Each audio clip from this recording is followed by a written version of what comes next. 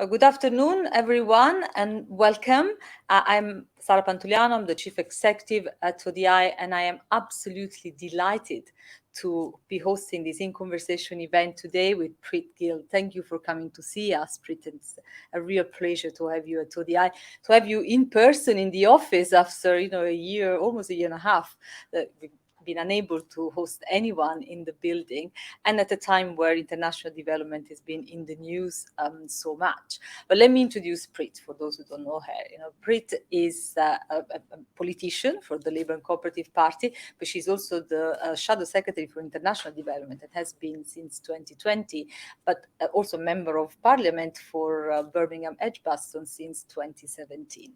I will have the privilege to ask Preet a few questions, to really try and understand her vision and the vision of the Labour Party for international development. But then I'll open it up to all of you, to ask Preet questions. So make sure that you add your questions to the chat, which is below your video online, and I'll be taking questions also from Twitter. And make sure to actually create a bit of a buzz on Twitter about our discussion today. So use the hashtag ODI Preet Gill, and sort of mention add our handle ODI_global. But let me get started because it's really a pleasure to be able to ask you a few questions. I want to start by asking, you basically, if we look at last year, it's been very, very clear that the challenges, that we are experiencing affect both rich and poor countries alike. For a long time, international development has been very focused on, low-income countries. Well, I think what we've seen, through the pandemic is really pushing us to urgently rethink development approaches, the paradigms that we've used for a long time around aid and international development. So what is your vision for a more compelling international development agenda?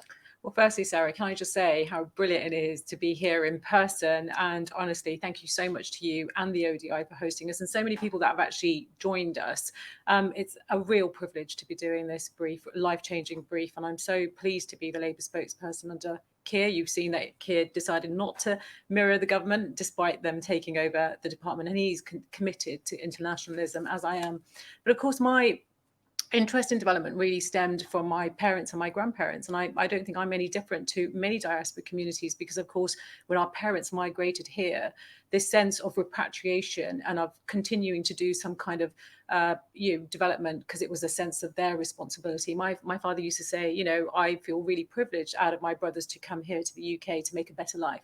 And I see it not just my duty to help them, but actually all my village. And so I saw my grandmother set up facilities for education, clean water and sanitation. And of course, people have got to remember, when we used to visit India, the electric shortages, and the fact that there was blackouts. And of course, when it's really hot with malaria, and of course, mosquitoes and people suffering real illnesses. And of course, you don't have access to medical care like many countries close by to you. This makes a difference. And so, to see that sort of sense of solidarity for people that came here and feeling that they actually has a responsibility to give back, is something that I grew up in. And I think, I saw that with my father here. He was a president of my local Gurdwara. And of course, there was a recession in Sandwell in the 80s. And I remember him going to purchase cheese from a factory. And that concept of food bank of wanting to give out to his community. And of course, when there was the miners' strike. And I suppose that brings me to thinking about the vision is that, during the pandemic, what we've seen is some of the best of humanity. We've seen some of the best of not just the British public, but all around the world, the acts of kindness, the acts of solidarity. And I think now is the opportunity that, given that there is that global awareness between people really understand, especially with the pandemic, that actually this virus has crossed borders. And if we don't tackle it together, then of course it will mutate and there'll be new variants. And, we'll be in this cycle of trying to address it. And this won't be the only pandemic that we are going to face.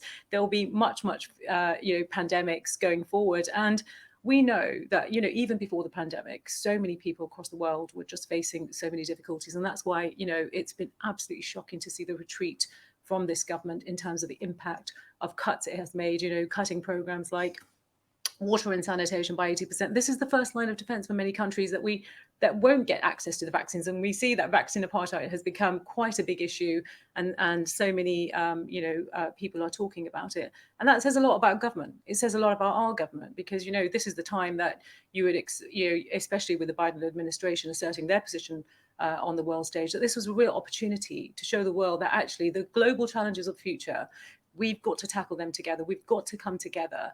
And so for me, a sustainable world, my vision is about a sustainable world has got to be delivered locally. And that means that we've got to work with not just states, heads of states, but with business, with civil society, with trade unions, and the various actors, in terms of how do we support back and build back that recovery? Whose role is it? I mean, I think, as a society, as a world, we've got to really ask ourselves a fundamental question. Who's actually going to pay for this recovery in terms of the impact? Is it going to be the world's poorest at the end of the day? And so my vision, for international development is using the Sustainable Development Goals, because we already have a blueprint. When we weren't on track prior to the pandemic hitting us in terms of making the advances that we are going to see. And no doubt we will have to extend that. But I think, for me, it's about how do we make sure everybody has a stake in what needs to change. And I think we have to create a movement. For me, Labour wants to create that social movement around the world where people from grassroots can feel that they can actually be part of that change, that actually this is inspiring and we can have great ideas together, and we can come together and we can solve them. Yes, they will be difficult. But this is where I think that real sense of leadership is really, really lacking. And I think, we've got to make it really tangible. So climate is a really good example in terms of understanding how do we create a sustainable world that's delivered locally. Those, the climate agreements, whether it's through COP26 and the challenges we face, what we can't have is a government seeking the headlines, making lots of noise about what they're going to do. And then we look at what the domestic priorities are, and there's no industrial strategy, there's no retrofitting homes, there's no electric infrastructure charges, and therefore there isn't the jobs and there isn't that job creation. And that is no different to anywhere else in the world, because of course, the SDGs are not something we do to other countries, they apply to us, and we've got to have a stake in that. We've got to show the rest of the world as well that we absolutely take them seriously, we're committed to them, and we want to show how we can find those solutions together. And of course, how we transfer some of that learning and those skills and the things that actually work. It's really, really refreshing to hear you, talk about putting solidarity at the center and also creating a movement. This is something we've been reflecting upon quite a lot, especially because there is a crisis of multilateralism, let's face it, and, leadership, as you say. And we've all been thinking, particularly in the context of the UK, whether it is time for the UK to rethink, how it positions itself externally, what kind of alliances, it develops, also what kind of different development offers it creates for different countries, because not everyone needs the same. And particularly thinking of a bit of a UK-wide proposition, leveraging the best of what the UK can offer from its capabilities in fintech and capital markets, technology, health. Look at including the vaccination, of course, technologies and so forth. And as you say, really building on what you can. The movement that can be created by engaging businesses, civil societies, and so forth. How do you think this can be done? This rethinking of what a different proposition can be articulated. I think it's really important. I think most of us, given the government's position on Brexit, expected that the government would use this time to reassert its position on the world, because we need to forge those new alliances if we're going to have those trade deals and be able to galvanize other countries to come together around those global solutions. But of course, what we haven't seen, we actually haven't seen that. We've seen a government that's actually in retreat, and it's pretty much left it to the multilateral system to find the solutions. I think you must have heard today, even Rob, saying that they will follow the United States. Actually, that's not what I want to hear from the United Kingdom. I want to hear them leading. I want to hear them talk about what are the solutions, what are the ideas that they are going to create and create that excitement. And of course, they're het up on decimating our world-renowned reputation. I mean, let's be clear, DFID was an expertise in this field. How do you take over a department, especially in the middle of a pandemic when you've got to work together? I mean, the very fact the government's cut research programs, especially those that were tracking the Brazilian variant, the Delta variant and other variants, right in the middle of a pandemic. And that's all because they actually don't know what development looks like in the future, because, you know, they've restructured a department ahead of any strategy. And of course, there isn't any clear strategy in terms of that kind of prioritization. But I think there's a real danger when you do that, when you signal a retreat from the world stage, because what you're actually saying, I think it scares me that we might go down to that Pergo Dam scandal sort of days where government thinks it can buy its influence or buy its soft power, for example, because actually when you retreat, you leave a vacuum for people like China and Russia and others to step in. And actually, that is not what I see as in the year that our leadership is being tested on the G7 and on COP26. That's absolutely not what we should be doing. And, you know, we should be looking, I think we need to think about what are those alliances that we need. So I think there's two aspects of that. There's the alliances that we need to make between the British public here. And of course, there's the alliances that we need to make with the British public and the rest of the world. And it's thinking through, you know, what does that actually mean? I think the vaccine is a really good example of showing what our expertise is like, because what you've had is you've got taxpayers coming together, you've got the private sector, because of course AstraZeneca being a pharmaceutical company, and then you've got our expertise like our professors like Sarah Gilbert who've actually come together, and then you've got Italian manufacturers that she's been working with in terms of, you know, being able to upscale. And that's a really good example of how we leverage expertise, of how we work together, how we can forge alliances that are from, you know, various sort of sectors. And I think that, you know, the government, yeah, we've seen what the trade deal for Australia, it isn't working for Britain, and that's not what people expected, you know. And I think, you know, this idea that somehow, you know, we're going to be able to leverage, you know, just because we're Britain, and this idea of what does actually global Britain mean, because this is not a government that's showing the best of British values actually.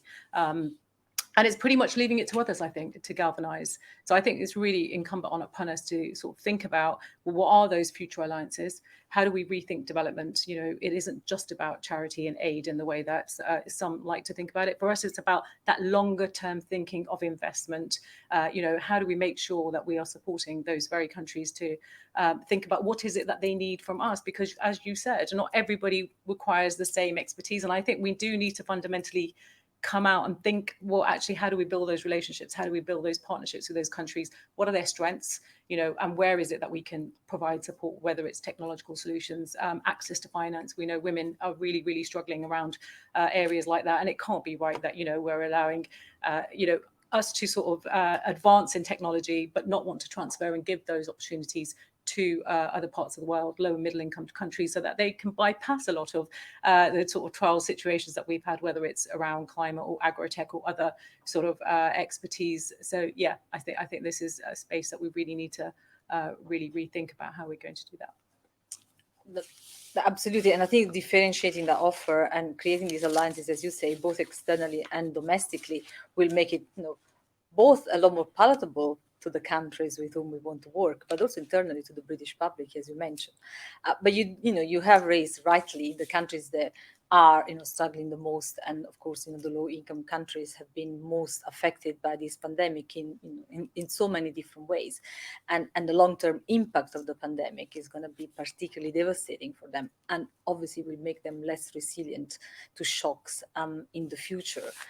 So it'd be really interesting to hear, you know, what policies concretely you think need to be, you know, put in place to really achieve a just and equitable recovery from the pandemic. There is a lot of rhetoric around this "build back better." It's not an expression I particularly like, but I would really like the mantra to become around, you know, a just and equitable, you know, recovery. How would you go about it? How are you planning to go about it if you were in government? I think building back better is a term that lots of people, including politicians, have been using, and you really ought to hone them down in terms of what they absolutely mean. But I think, look, most people accept you can't go to business back as usual. I know when I was talking to you about, you know, flexible working, I think most people probably have debated this issue for God knows how long as to whether it affects productivity. Can we allow people not to be in the office? And actually what the pandemic has shown, you can be so creative and so flexible in your approach, and you don't have to stick with what was there before. And actually you've got to rethink what is it that we need going ahead, going forward in the future. And, you know, look, what we have seen though during the pandemic is that 64 countries haven't been able to focus on the health of their citizens, haven't been able to look at the response to COVID, because of course they've got to make those debt payments, and that is absolutely crippling for them. And I think this fact that the G20 has only given a moratorium till the end of the year is just not good enough. I mean, I think we've really, this was the time, I think, I wanted to see Rob really step up and call for debt cancellation and really make that commitment, because how on earth are we going to be able to reassert some kind of justice in terms of that post-recovery, given pandemic, given that these countries were already struggling, and now with the pandemic, they've accessed, these situations have exacerbated, and we know up to nearly 500 million people will be pushed into poverty. Many countries are facing famine. This isn't the only issue that they're dealing with. And if we have struggled, just imagine what it's like for so many of those countries, really. And I think, we've got to really look at the tax avoidance by multinational countries. I think it's been something that we've spoken about for so long. There hasn't just been that concerted effort to do enough. It isn't right that we are extracting from countries. And I think, one of the things that the pandemic really makes us think about, if we take, what is it that we're actually giving?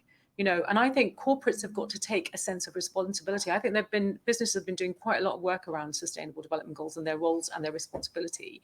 But actually, they've got to go much, much further.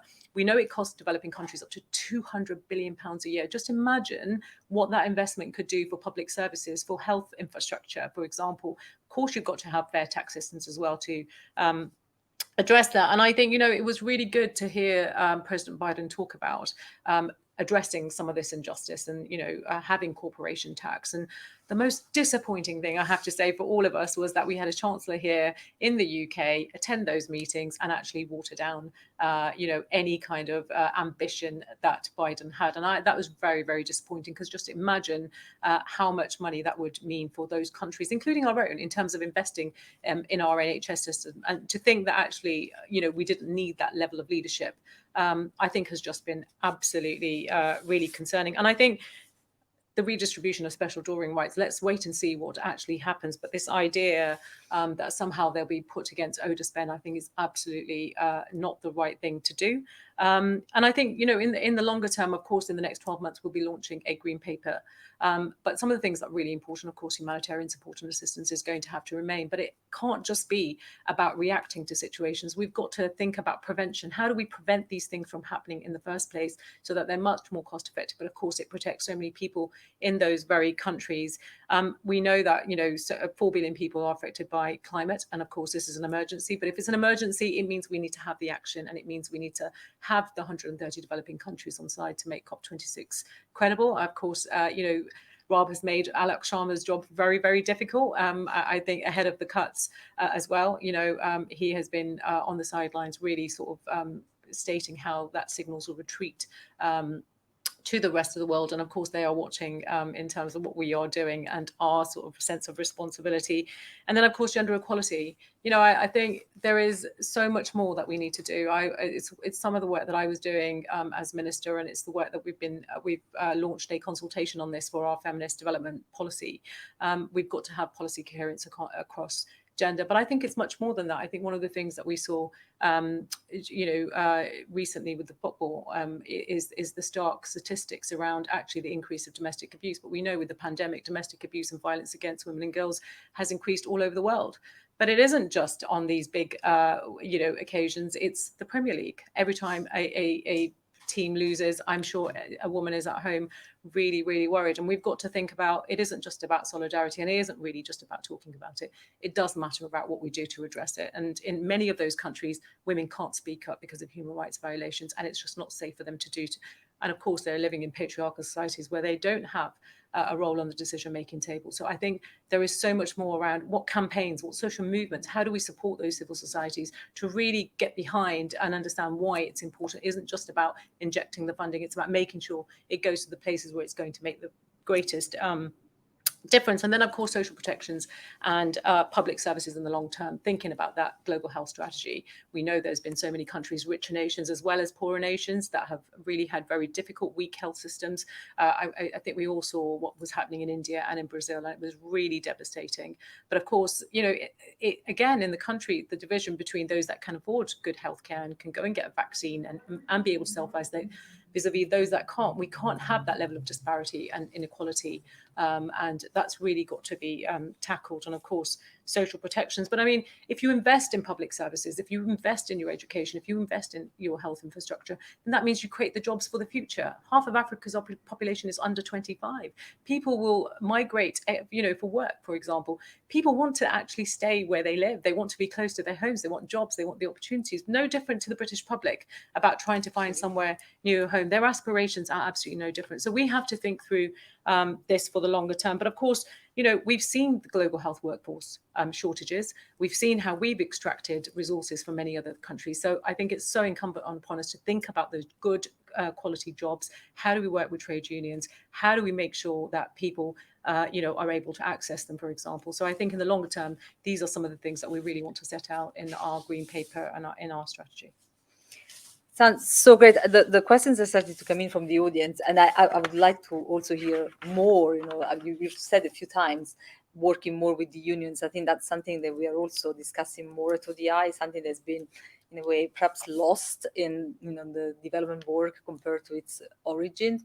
And I was really interested to hear about the feminist development policy, and at some point let's come back to that. But I've got one last question before I open up to the audience. You've mentioned climate a lot, and of course, the UK is hopefully hosting COP26 in Glasgow, if not virtually, at the end of this year. And one of the goals that it has set is obviously to finally ensure that high income countries make good on their promise of raising $100 billion. Was supposed to be by last year, but let's see if they're able to raise it by this year. But at the same time, obviously there's a number of low-income countries that are very focused on understanding how they can manage climate risk and how they can achieve a just transition. So it'd be interesting to hear from you, how you think the UK can lead on this agenda in a way that it takes into account the different interests of different countries around how we make real progress on the climate crisis.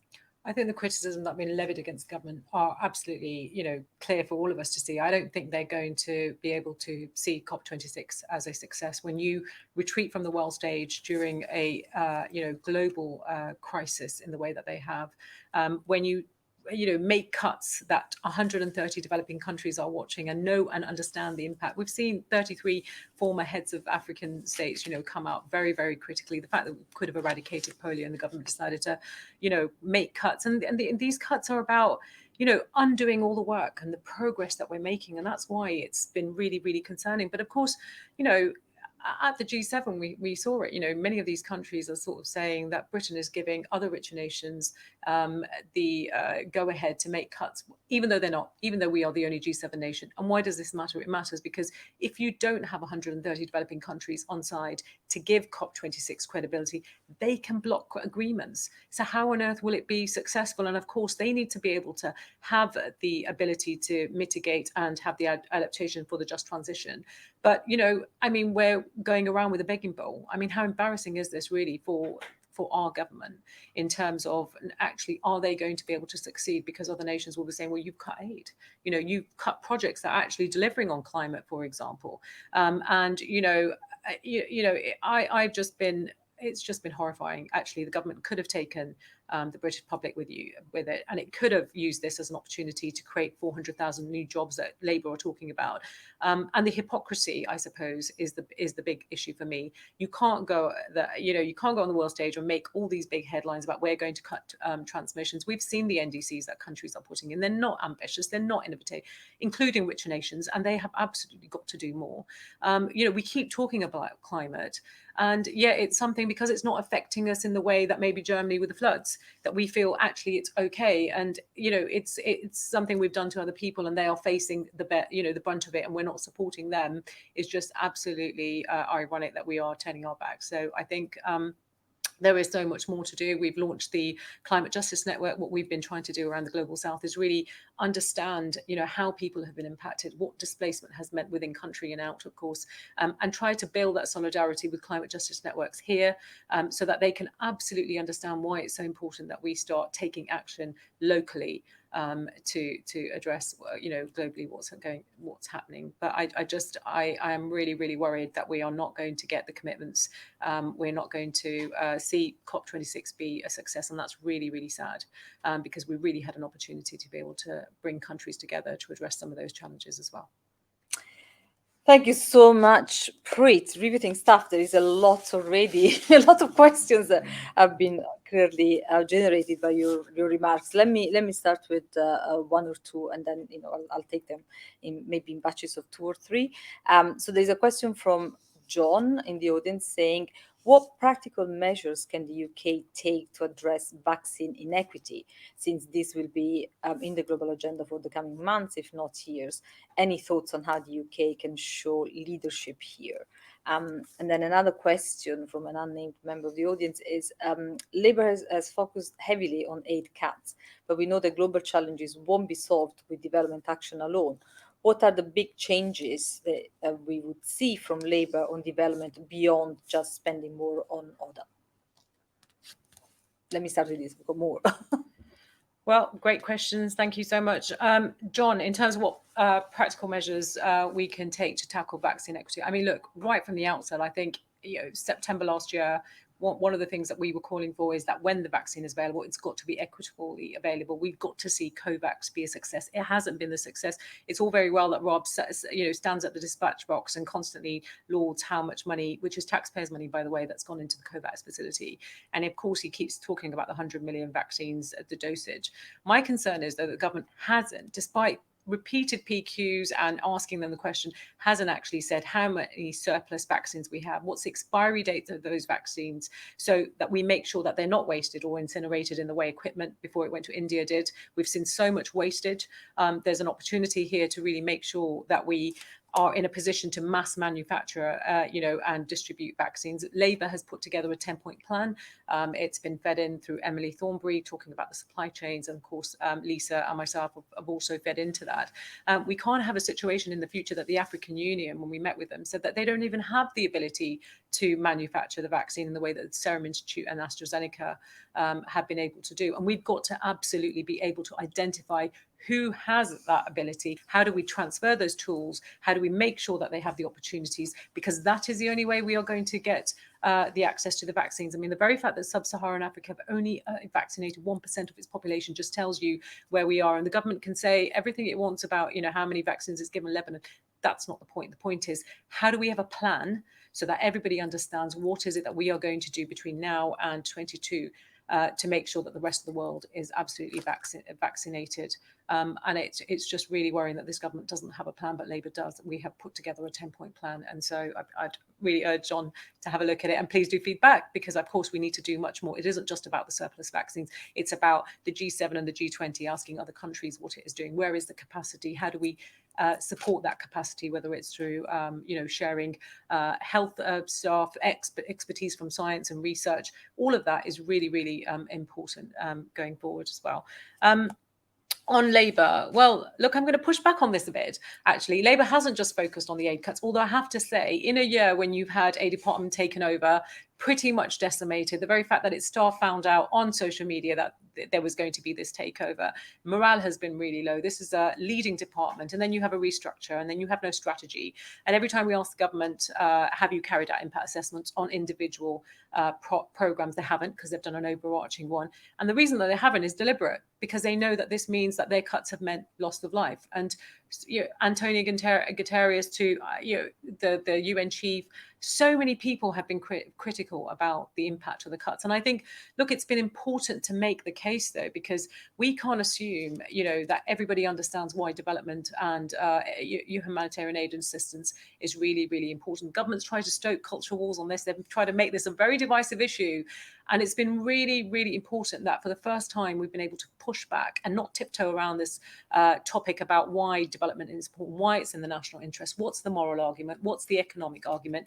And so what we've been doing in the last year is going around the country, not just talking to Labour members, but actually talking to people who care about development, who have got inherent interest, from the Women's Institute to various, small and international development charities, to local charities on high streets, really making the case. But of course, Labour understands that we've got to meet the challenges, whether it's through climate, and we've been talking a lot, Ed and I have put out, our case around what's really important to make COP26 credible. We've been talking that we need a global health strategy. It's something that I think it's been talked about in development for a very long time. There just has not been one. I think people understand why now that is really important. But of course, it has been important that we've talked about the retreat from the world stage, because what the government has done, it's let the multilateral system lead, and then it will be critical of it. But actually, it hasn't done anything to really address whatever the issues are with it. So I think, we have got to talk about the aid cuts because they have cost lives, and it is really important. And it matters to the British public that the money that we spend is actually spent on addressing poverty and inequality. And it's our role as the opposition to hold the government to account. And I think we've been doing that pretty well, because people have understood. The University of Birmingham did some polling data, and they show that actually with the British public, there is a 10-point increase in terms of maintaining our commitment. So we haven't just talked about spending money. That's not what Labour is saying. Labour is saying that the Department for International Development was the best at spending money, because ICI have reported against poverty and inequality. And that's important, because that's what the Act says. The Act says we spend the money to make sure that we're reducing poverty around the world. And that's really important. But Labour will be setting out also those challenges of the future, how we see that we are going to tackle them. We'll have a green paper. We want to consult much widely and more broadly. And of course, Labour is committed to exporting things like the NHS and public service investment. It is absolutely right that countries should be able to do that in order to be able to create the jobs for the future for their citizens as well. Great. Well, plenty more questions. Let me take another couple here. So question from Anne. What measures does the UK need to take to build back its international reputation after the pandemic, Brexit, and the aid cuts? We've actually just sort of hinted to some of that. On climate change, question from David. As you've mentioned, climate change is going to continue to impact countries around the world, and the world's poorest will suffer from these the most. How can the UK government help to foster climate resilience globally through development initiatives? I've got plenty more. I don't know if you want them now, or maybe take this one, and I'll read out. Well, I'm going to be interested to see what measures the government takes back to build its reputation on the world stage, because it's in tatters at the moment. I think it's quite an embarrassment. I think this government thinks that actually just because we're Britain, that actually that relationship and that reputation will be maintained. But of course, the world is changing, and you've got to absolutely build those relationships, whether it's with the global south or the global north. And it's quite shocking, even asking the question with the government that you are ruining our reputation, our world-renowned reputation, but they don't care. So we have a government that is tarnishing our reputation on the world stage, and it doesn't actually care. It doesn't actually care the decisions it's taken has meant that people will lose their lives. It hasn't meant that actually people are looking to us for those solutions, and they will now look elsewhere, and we'll go elsewhere and collaborate with other countries. And I think it's really important that we recognise that the damage that is going to be done. But I mean, Labour is really committed to reasserting our position back on the world stage. We are really clear that in terms of the moral, the economic, but in the national interest, why it's important. What does global Britain actually mean? I mean, global Britain is about the best of our values, the kindness, the humanity that I talked about, the solidarity. It's about how do we make sure that we are there leading on these global issues, but collaborating with all actors. And that requires, as you said, not just states, unions, a civil society, a broad range of businesses. It's all of us together that need to do that. But I think that there are measures that can be taken to address that. And I think this is where the British public have a role to play. And I think it's so important that you let government know what it is doing to our world-renowned reputation, what it's doing to development priorities and commitment, how difficult it will be to restore some of that, because of course the world will move on. I mean, just as Biden is showing that leadership, I don't want to see a government in Britain lead in a way that actually it's just become a follower. I want to see it actually there, leading on the world stage and having those solutions. We've got some fantastic research institutions. We've got some of the, best sort of topical disease medicines institutions here. We've got some great opportunities to collaborate with other nations, especially low middle income countries, whether it's on climate, whether it's on future technologies. But we need to upscale those projects. We need to build. You can only do that if you have a trusting relationship and people want you to come and deliver some of those priorities with them together. Of course, this government's made all of that very, very difficult. So let's wait and see. But please do let your governments know, let your MPs know that you are not happy in terms of what they're doing to development and certainly our reputation on the world stage. I think this is a really good question in terms of, yes, of course, how do we build climate resilience? I mean, we just need to take this to ourselves. I mean, if we think about, we all know, living in the rich nation, given that we've started to see flooding, we've started to see warming in our temperatures, but of course, we're not feeling the full impact of climate like it's displaced in many other countries. But how do we build that resilience? What is it that we are doing here in the UK to start addressing some of those issues? And whether it's as basic as planting trees, about taking care of your environment, understanding the impact of decisions you make. The very fact that I think all of us were outraged when we saw Amazon have that kind of disposal culture of just getting rid of equipment. I mean, we know the impact that has on the environment and landfill sites. So the question is, how are we going to do things differently? I mean, people have talked about this idea that, we can't stop, we've got to stop this consumerism of if we've got something and it's broken, we just throw it away and replace it.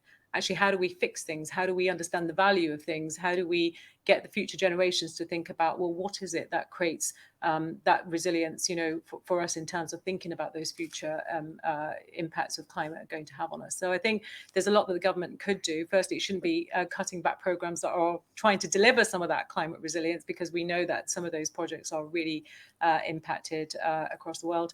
But of course, that retreat, and let's see what else they're able to do, because climate finance will be really important for countries around resilience and being able to make those adaptations. And of course, if that is not there, then we are really, really going to struggle. Let me take a couple more. Paul, project officer for a charity in the global development sector. The international development sector has always faced change. In my organization, we've been discussing our work through a decolonization lens and challenging prevailing assumptions in the sector. Question for Preet. How do you see the future of the sector? Is it a dying one as challenges become more global and less focused on specific countries, for instance, climate change? And then a question from Rebecca. How should the UK redefine its relationship with China as access to the EU markets decline? Do you want me to take one more? That's fine. Well, Paul, thanks for everything that you're doing in the sector. I know it's a really difficult time. I mean, having met with the sector here and abroad, I mean, they are really, really worried. And I think, the sector's had to really rethink about its relationship with our government as well, in terms of, some of them are dependent on finances. Some of them feel that they can be critical friends. And some feel that actually the government really ignores them. But I think the sector's got a role to play. It's got a role to play in terms of how it's going to change. How does the sector support the wider sort of ambitions of a country in terms of development priorities? It isn't just about working in silos, it's about the bigger picture. And I think there is an opportunity to bring the sector. It has a huge amount of skill and expertise. I think many of them have shifted how they work and making sure that they are, employing local people, that they understand the local demographics. But it's much more bigger than that. It's about how you work with governments and you build trust. But it's the coordination that I want to see. So I think there's a role in the sector. I think we really have to rethink development going forward. I think government took the wrong decision to give the responsibility to ambassadors. I think the very fact that we had in-country offices that were prevented from building relationships with host governments, were prevented from upscaling projects, that was inherently what was holding us back. Because I think had they been given the opportunities to do that, I think we could achieve far more. And this is the bureaucratization of DFID that we started to see in the sort of last, I would say, the last decade, pretty much.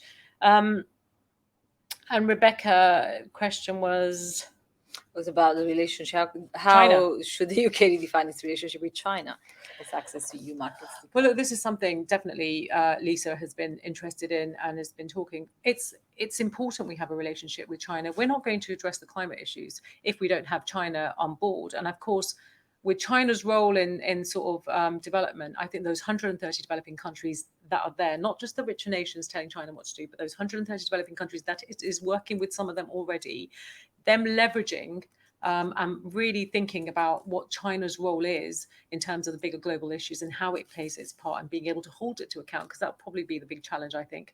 I think it will want to assert that, yes, of course, it wants to be committed to addressing some of these issues. I think, the human rights issues, I mean, this is the thing, for many governments, isn't it? It's about, you want to do trade, you have got these big issues. How do you then work in the human rights elements and being able to be a critical friend to countries like China, and given what's going on in Xinjiang, it's going to be challenging. but it's got to happen. And if you're not there on the world stage having those conversations, it is not going to happen, or it's going to happen without you. And I think that's the big challenge that this government faces. And I think, it's really important we think about, well, what is those conversations that we should be having with China, and how do we get them on board, especially on climate and issues like that. Excellent. There's a question from Sarah that says, how can the UK better direct the now significantly reduced aid budget to make sure that it is really targeted to the people in communities that need it the most? What needs to happen for aid to be better spent and better directed? And how can we know that it is happening, that it is being spent that way? I also want to ask a follow-up question. When you mentioned the consultation on the feminist development strategy, I wonder if you can elaborate a little bit, because I think that would be a fantastic sort of addition to have to our development debates and as a strategy for the future to consider for the UK. I think, look, nobody says that development doesn't require reform or a rethink, and I think that's important. But I think it's important though that, Sarah, that a lot of the work that DFID did do, if you look at ICAI's reporting in terms of value for taxpayers' money, value against poverty, and actually doing the very things that it should do, then I think DFID did do well. The question is, was the multilateral system working? Does it require reform? How do we make that better? How do we make that work for communities so that it's much more closer and that we know that the money is getting to where it needs to go? So I think you're absolutely right. That is a piece of work. I mean, we've commissioned within our own teams, we're doing a piece of work around looking at multilateralism reform. And we'll report on that later in the year. But of course, what we're not saying is that everything was perfect and we want to just reinstate everything and we think everything should continue the way it is. What we are saying is, of course, it needs a rethink. Of course, we need to think about what wasn't working and what was working. And I think, actually, we've seen the IMF and the World Bank step up. I think on some of these key issues, it's about how do we work with them, and where does the money go that makes the most impact? I think that's the most important thing for me, is that what is it that we can do that makes the biggest impact, and making sure that actually it isn't just about telling countries what we think that they need to be doing, but having that relationship. What is it that they need? What is it that they think we can do? And making sure that it's much more relationship-based, a relationship that understands and has mutual respect, as opposed to one that is consistently telling countries what it thinks it needs to be. And that's why I think this Sustainable Development Goals gives us a framework, a sustainable transformation, for countries to be able to take part in. Of course, they've all signed up to those, so it makes it much easier. It isn't for me to go and tell African nations what I think it needs to be do. It's for me to say, let's talk about the SDGs and tell me which ones you see as a priority for you, and where we can help support in that endeavour. Collectively. So, absolutely, we are going to be looking and reviewing that. And, so definitely we'll come back and report on that. On the feminist development policy, look, I think it's so important because we've got to see everything from a feminist lens, from, looking at gender equality. There's got to be policy coherence across the board. It can't just be in DFID. It's got to be across BEIS. We've got to look at why is it that women are still not on the decision-making table? Why is it that they don't have a space? I mean, we're taking a lot of decisions that affect women and girls. And sometimes I look around and those decisions are being taken by men. And very often they don't have a voice. So it's really incumbent that we hear from the range of the sector in terms of, and what does feminism look like in the global south? Because it will be different to the global north. And that's why the consultation is far-reaching and so broad, to make sure that we galvanise different viewpoints from people and absolutely make sure that what we are putting together addresses some of those, the impacts around gender when we're making decisions, whether it's around policies, how do they affect women, asking ourselves constantly, how will this affect women and girls, is really, really important. Because I think we can assume that if we have it in a document somewhere, that somehow it will get done, and I don't believe it will do. And I think we've got to make a concerted effort to do things differently and make sure that we are asking ourselves, so not just, obviously gender being important, but the other characteristics, but having a separate feminist development policy, I think, for that purpose is really, really important. And no doubt it will have, lots of reviews and changes to it. But I think as a starting point, it shows that we are really committed to looking at, what our vision and what our plan is for the future, making sure that we are considering the very people that it does impact, and women and girls, definitely, it does. Absolutely. Of got plenty more questions, but we're almost at time. Maybe I'll squeeze just one last one in. If you can give just a 1 minute answer, is a question from Martin, who asks, the integrated review recommits the UK to working cooperatively in bilateral and multilateral settings with other countries and organizations in the Indo-Pacific region. Does Preet believe that these are the right relationships for government to focus on?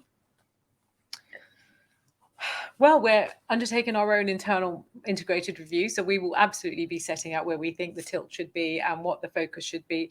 Do I think this is the right till? I don't. I think the concern for me, though, is that the government hasn't provided any detail in terms of why this is important, as opposed to working across the global south. So what is the difference? Absolutely, these countries are integral in terms of, if we talk about the global challenges around health strategies and climate, for example.